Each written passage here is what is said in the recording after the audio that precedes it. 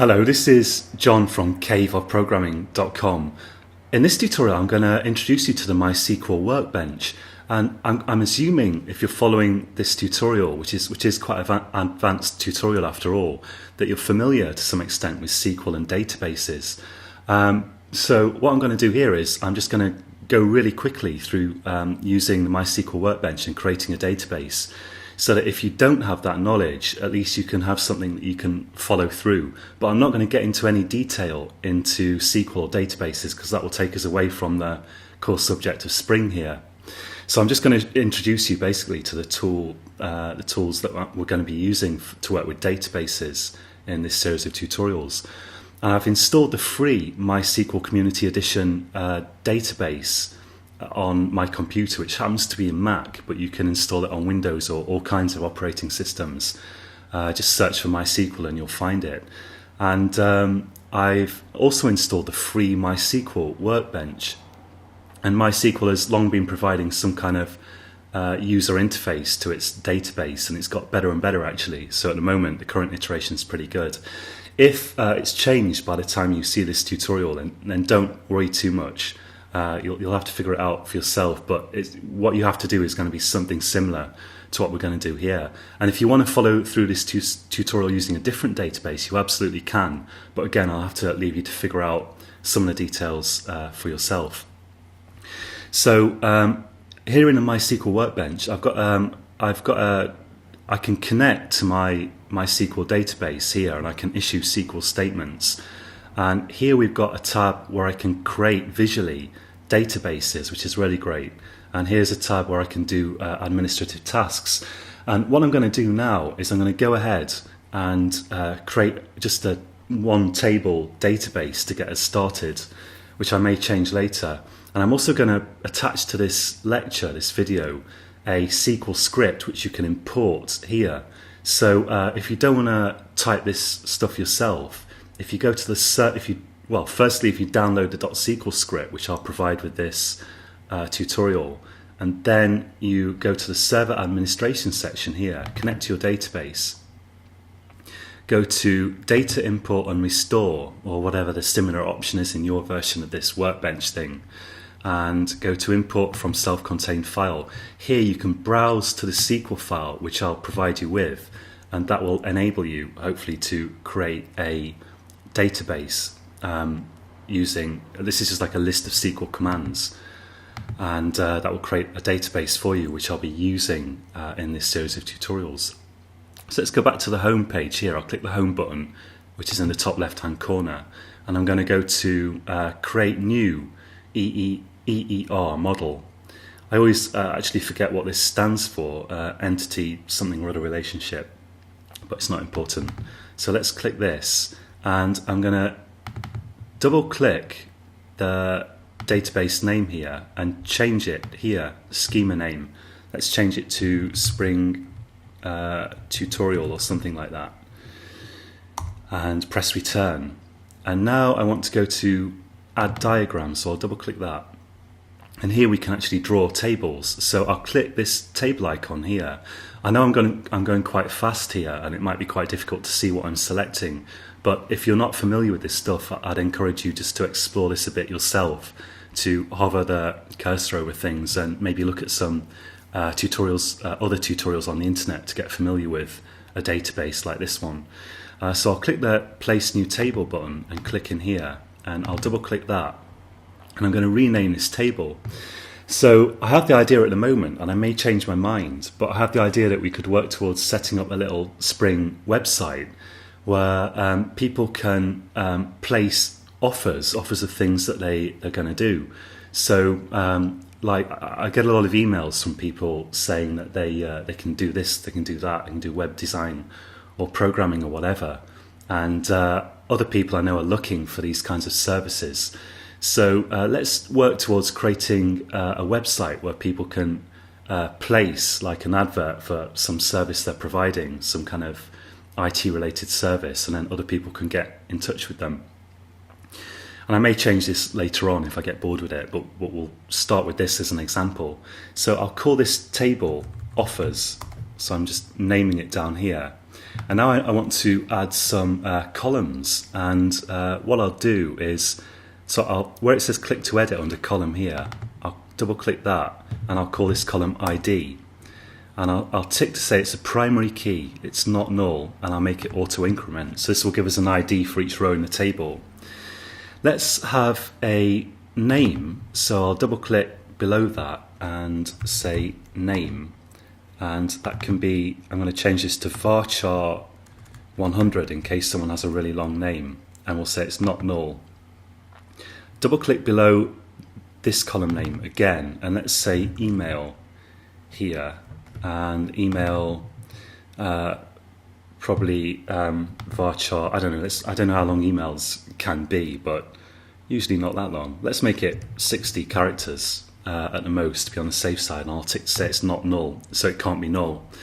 And let's have one more, so I'll call this text. This is where people type in the particular service that they're advertising, and we'll say it's not null, and I'll change the type here to, if I think MySQL has a type, well, let's click the arrow button here and change it to, yeah, I thought MySQL had a type called text, but now I don't see it.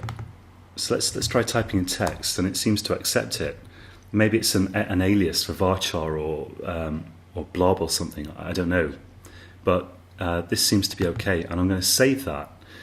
And I'm going to save this in my folder where I've been creating this tutorial. So I'm going to go to Documents, let's browse to the right location, and I'll save it. I've got a tutorial here, I've got a folder here for my tutorials, and I'm just going to save this somewhere here, maybe along with the workspaces, I don't know.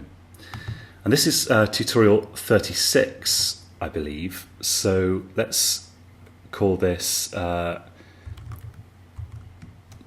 something like Spring tutorial -36.sql, and I assume it will add the .sql extension automatically, but I'll type it just in case, and I'll save that. Oh yeah, of course it's got to be MWB, which is this is not a SQL file that we're saving, it's just a file that's used by this MySQL workbench, so I'll change it to use MWB. So we've saved this simple database model, and now I'm going to go to database and forward engineer, and I'll select a connection here, localhost. So this is connecting to my local MySQL database, which I've also installed, and these are typical values for connecting to a MySQL database here. And I click continue, and let's tick, I like to tick drop objects before each create object, because that will mean if we run this again, and maybe it'll save the default, if we run it again it'll delete the tables before recreating them, which otherwise if we ran this twice would have an error. But of course you'll also lose your data, but I don't mind, I haven't got any data in there at the moment. Let's click continue, and I want to export my tables, certainly, click continue. And this is the SQL that's created. So if all this does is generate SQL and run it against your database, so if there's something wrong, you should be able to see it here, at least if you know SQL a bit. Let's click continue, and it says it's finished successfully. So now if I click home, and let's go to localhost, double click this connection, and here we see the Spring tutorial database, and if I expand that, expand tables, we can see the offers table, and if I type in here desk offers and click the lightning execute button, it will hopefully, oh yeah, it says we haven't got a database selected, so I'm just going to right click Spring tutorial and go to set as default schema, and then execute desk offers, and it describes the table and shows us what's in it. So we could go ahead and add some values into there, and I'm going to type SQL, and again I won't explain this SQL because I'm assuming you know SQL, and if you don't, then as I say, you can get all this just by using the SQL script that I'm going to export at the end. But let's say insert into, and also if you don't know SQL, just typing this out yourself will certainly massively help you to learn it. Insert into name, email, text. I don't have to bother with the ID field because it increments automatically. It's set to auto increment here. Values, and let's have name, Bob, and comma, and in single quotes again, Bob, let's say at nowhereatal.com. So dummy email address. And for the offer, let's say I will write Java for you. And let's see if that runs. So I click the lightning button here, and it says we've got an error in MySQL syntax. So what did I do wrong? Let's take a look.